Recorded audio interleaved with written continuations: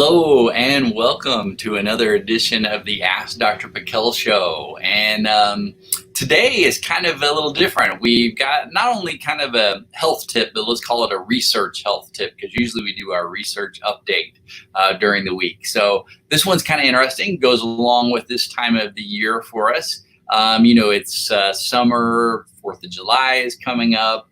What is everybody doing or getting ready to do?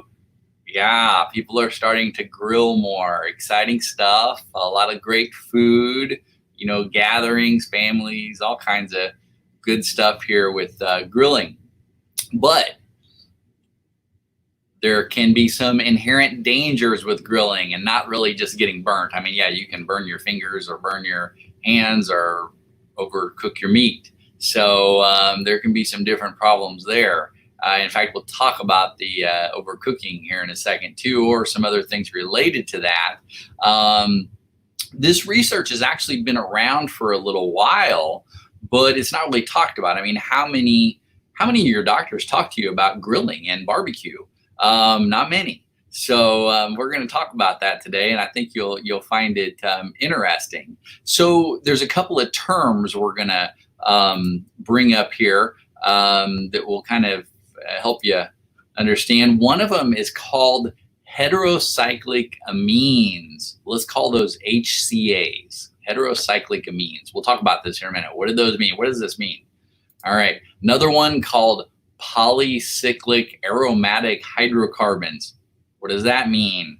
Let's call these PAHs. So we've got HCAs and PAHs. That's what I'm going to refer to these as, because I don't want to say those big words over and over. All right, so good stuff. So how does that fit into the food you eat? How does that fit into your diet? Are you eating these things? Are these things coming in? Now, both of these things are bad. They are toxic to the human body. Those HCAs, the way that they're toxic is, let's say you put a piece of meat on the grill, it's cooking. What's inside meat? There's amino acids, there's sugars, and when you mix that with a high temperature, when you go above 300 degrees, yikes, these things kind of mix together and they start to make these HCAs. So that's one thing. We'll talk about what they do here in a minute. So that's one way that these HCAs are produced. The other thing are these PAHs we just talked about, the polycyclic aromatic hydrocarbons. And so they're a little different than the HCAs. What happens with them is if, when you're cooking a piece of meat, the fat from that meat can drip down on the coals, onto the heating element, onto where the flame is. And what happens is that creates a smoke. And so at high temperatures, that smoke transforms whatever dripped into these PAHs. Now that smoke rises and then it sticks back on the meat. Well, I mean, too, if you're standing over the grill and you're grilling, yeah, you're breathing this stuff in too from the smoke. So these are two ways that these bad guys can occur, that these chemical toxicities can occur and affect you. Now, what do these do to you? Well, so in the research, what they did is they fed animals these things. They fed them things that basically grilled meats or whatever, or foods that had high HCA levels, and also, which really with the HCA levels, it would be like charred meats that have been cooked heavily or at high temperatures, and they get charred, or they're cooked to a higher degree, a higher temperature for a longer period of time, and they get more of these HCAs, or again, they get covered in these PAHs, the smoke that has the PAHs. So these animals had increased risks of cancer. So in the research, they call these mutagens. Don't have to remember that word. What does a mutagen do? A mutagen affects you at your DNA level. Not a good thing. If you affect someone at their DNA level in a negative way from like these chemicals, yeah, that increases your risk of cancer. Not a good thing at all. So in the research, they said, okay, well, what types of cancer are we getting when we're exposed to these things? We're getting tumors, especially of the breast, of the pancreas, of the liver, of the colon, the skin. So yeah, so this can be a problem if you're exposed to these things a lot. Now, I would say if you read the studies a little deeper, though, they fed these animals a lot of this stuff. I mean, probably more than the average human's going to intake on a regular basis. So yeah, that could affect this study some as far as how does that translate to humans. But one thing we know is when you go above 300 degrees, yeah, you're exposing yourself more to these things. So also, if you char your meat, so what can we do to kind of offset this? How can we make our grilling safer for these summertime, 4th of July, all these times? So one thing you can do is don't char your meat.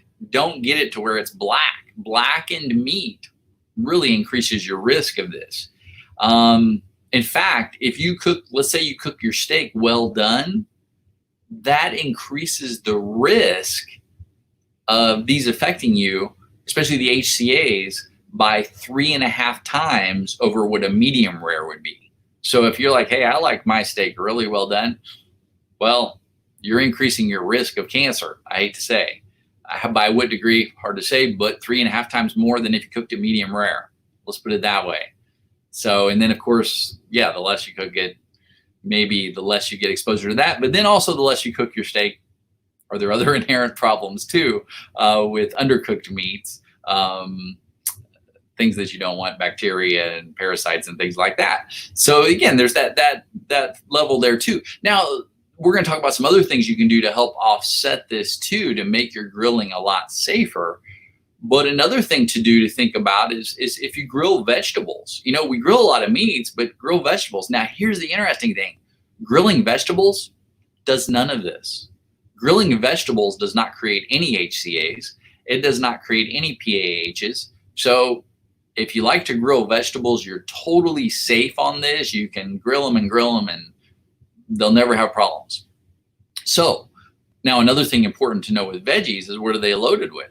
Antioxidants. So they prevent a lot of problems there anyway. So we've got to kind of think along that line. What can we do to prevent if we're grilling meats or other things? Now, also in the study, some of these studies, when they looked at this, they said, okay, what is maybe the most carcinogenic when it comes to meat? And of course, it had to be everybody's favorite, bacon. So bacon, and I'm not only talking about grilling, this could be a high temperature on your stove with a frying pan. You know what I mean? So it doesn't have to be just, hey, I've got a steak on the grill. So bacon was the highest and most carcinogenic, meaning the highest cancer causing of all of them. Not just because it's bacon, but because it's cooked at a high temperature. And it made more of these HCAs. Pork was next, especially fried pork was next. Beef was after that. Then chicken was at the end. But the thing is if you took any of these and you blackened them, meaning you totally charred them on the outside, which some people do, and some people love the taste of these blackened meats, yeah, that's the worst thing you can do. So cut that out. No, just be careful. So what can you do to kind of offset that? So one thing they found that can help offset these HCAs especially, well, in fact, before we do that, one thing you can do right away is, again, if you do have sections that are charred or burnt on your meat, cut them off.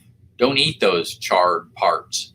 And another thing you can do that they found is marinating. If you marinate your meats before you cook them, you can actually decrease the HCAs by up to 90%. That's big. I mean, it's like, hey, yeah, I'm grilling, but I'm decreasing my chances of this causing me or be a carcinogenic problem or a cancer-causing problem by 90%. That's pretty good just by marinating. Now, this varies. What do you marinate it with to do it? Because that's the question. What do you use to marinate it to do this? So yeah, what they found is if you use cheap marinades, things that are just kind of maybe you get at the store and it's just this, you don't know, these ingredients are usually low grade. They're just selling a product and flavoring. Yeah, that was the lowest protection. So you're not going to get much out of that. But the marinades that had fresh ingredients in them, things that maybe higher value things, I guess you could say, especially when you make your own. If you make your own marinade, there's where you're going to decrease your risk a lot. A lot better to do. The things that they used the most, that really had the biggest decrease, were things that where they used garlic and turmeric. So those things really had a big effect on lowering this. And then, in fact, when they used garlic and turmeric, that lowered the risk by 50% in itself. So start putting some garlic or turmeric on your meats when you make them, because you're already lowering the risk. The other thing that lowered it was any other fresh herb, especially sage, basil, oregano, rosemary, thyme, and mint. These really brought it down. This is where we got more of the 90% decrease, is when people use those things, made a marinade with that, and put that on the meat. What are those high in? Antioxidants. Yeah, very high in antioxidants. So what is, when your meat burns or chars on the outside, that's oxidation. Oxidation does not do well with our body. We don't want the oxidation. Burnt things, rust on a car, oxidation is bad. What do we intake to help offset oxidation? Antioxidants. So we'll look at those things. Also, when you cook your meat, don't cook it directly over the flame. If the flame is coming up and it's right under your meat, yeah, you're increasing your risk. You could use indirect heat. You could turn up your grill higher, put the meat over off the side of the flame where it's not right over the heat. And yeah, this can also, and especially when it's around 4th of July, usually it's so hot, your grill is going to get even hotter anyway, just because of the ambient heat from outside. So, so yeah, kind of run through these things. Now, here's the thing too, is we can look at all these things and say, oh gosh, everything's bad for me now. I just go out and grill on my grill for the family, and that's bad for me. Everything in this earth is bad for me that I like. So don't take it that way. Take it that, go back to your health. How is your health? Because if you're a really healthy person, you get plenty of antioxidant foods in your diet, meaning you usually eat a lot of fruits and veggies, and you eat pretty healthy overall. You don't eat a lot of stuff or drink a lot of stuff that's detrimental to your health. Your antioxidant levels are higher. If you take certain supplements, your antioxidant levels are higher. So you can offset this stuff. You may not even have to worry about some of it to a degree. But if you're already in poor health, if you're not eating well at all, if you're only eating barbecue every day, if you're or eating just meats every day and you don't eat any veggies, or you don't take any supplementation to help make up for that, yeah, you could have a potential lower health. If you already have other health conditions, chronic health conditions, autoimmune conditions, this is where you just have to watch yourself. This is where you have to pay attention to little things, because they can affect you more.